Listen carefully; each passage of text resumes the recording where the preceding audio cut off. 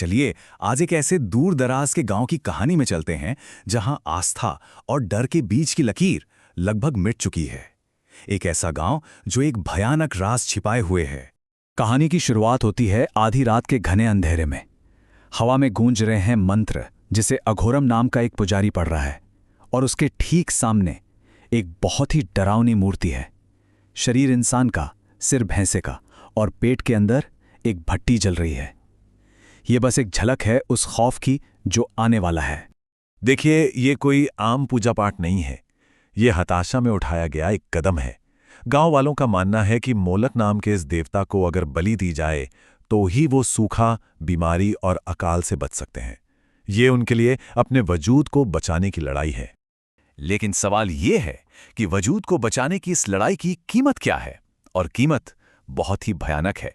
एक ऐसी कीमत जो पूरे गांव को अंदर ही अंदर तोड़ रही है और एक बहुत ही गहरा और दर्दनाक टकराव पैदा कर रही है।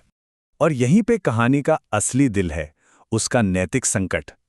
एक तरफ है एक मां, सरला, जो कहती है कि मैं भूखी मर जाऊंगी पर अपने बच्चे को नहीं खोऊंगी।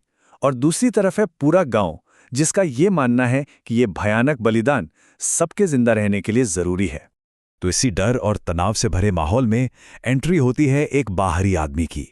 उससे जरा भी अंदाजा नहीं है कि उसका यहां आना इस गांव के सारे दबे हुए राज खोलकर रख देगा। सब कुछ बदलने वाला है। ये है राकेश, एक सरकारी अफसर, तर्क और नियमों की दुनिया से आया हुआ। उसका काम सीधा सा है, एक बंद पड़े स्कूल की जांच करना। पर उसे क्या पता कि वो एक ऐसे अंधेरे में कदम रख रहा है जहां तर्क और नियम किसी काम के नहीं हैं। अब देखिए, कागज पर तो उसके आने की वजह बहुत सीधी साधी थी। स्कूल में पहले 75 बच्चे थे, फिर घटकर 19 हो गए, और फिर 0। स्कूल बंद हो गया। लेकिन ये तो सिर्फ एक कागजी समस्या थी, जिसके पीछे की सच्चाई बहुत ही खौफनाक थी। राकेश अपनी इन्वेस्टिगेशन शुरू करता है, लेकिन गांव की अजीब सी खामोशी और लोगों की चोरी छुपे देखती निगाहें उसे परेशान कर देती हैं। साफ लगता है कि हर कोई कुछ न कुछ तो छिपा रहा है, और इससे रहस्य और भी गहरा हो जाता है। उसे पहला सुराग मिलता है, वो है एक भयानक सन्नाटा। मतलब एक ऐसा गांव जहां बच्चों की हंसी या खेलने की आवाज है ही नहीं, बिल्कुल भी नहीं। ये बात उसे बहुत अजीब लगती है। और फिर वो कुछ ऐसा देखता है जो उसे अंदर तक हिलाकर रख देता है। कुछ बच्चे एक अजीब सा खेल खेल रहे होते हैं। वो एक मिट्टी की मूर्ति की बलि देने का नाटक कर रहे हैं। ये सिर्फ एक खेल नहीं है, ये एक भयानक रस्म की नकल है। जाहिर है ये सिर्फ एक खेल नहीं था, ये उस भयानक सच्चाई का आईना था जो उस गांव की रग रग में बस चुकी थी। और अब राकेश के दिमाग में बस एक ही सवाल घूम रहा था, आखिर इन बच्चों ने ये सब सीखा कहां से? तो अब टकराव का वक्त आ चुका है। एक तरफ राकेश का लॉजिक है और दूसरी तरफ अघोरम की काली ताकत। और ये टकराव कहानी को उसके सबसे भयानक क्लाइमैक्स तक ले जाने वाला है। और फिर वो खुलासा होता है जो सब कुछ बदल देता है। अघोरम खुद कबूल करता है कि वो किसी देवता की नहीं बल्कि एक शैतान की पूजा कर रहा था। मतलब गांव वालों का पूरा विश्वास एक बहुत बड़े और भयानक झूठ पर टिका था, और ये झूठ उसने अपने फायदे के लिए गढ़ा था। अघोरम का प्लान जितना शैतानी था उतना ही सिंपल भी था। पहला कदम, खुद ही आपदा पैदा करो। दूसरा, इसका दोष एक झूठे देवता पर डाल दो। तीसरा, उस देवता को शांत करने के लिए एक मासूम की बलि मांगो।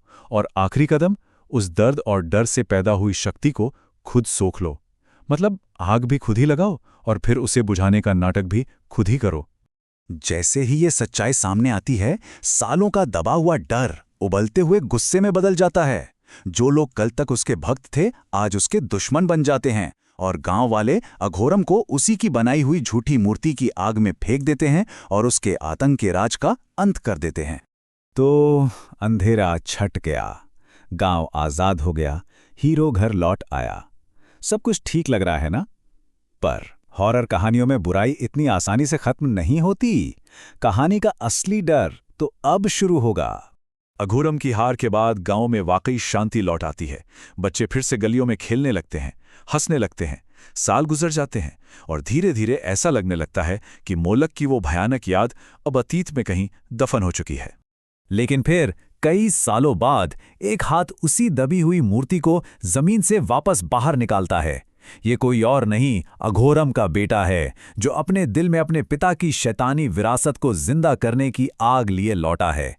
पता चलता है कि बुराई मरी नहीं थी, वो तो बस सो रही थी। और यहीं पे कहानी हमें एक बहुत ही डरावने सवाल के साथ छोड़ जाती है। क्या बुराई को कभी सच में हराया जा सकता है, या ये सिर्फ एक सोच है, एक विचार है जो एक पीढ़ी से दूसरी पीढ़ी तक जिंदा रहता है और हमेशा लौटने का इंतजार करता है? शायद असली राक्षस कोई व्यक्ति नहीं, बल्कि वो चक्र है जो कभी खत्म नहीं होता।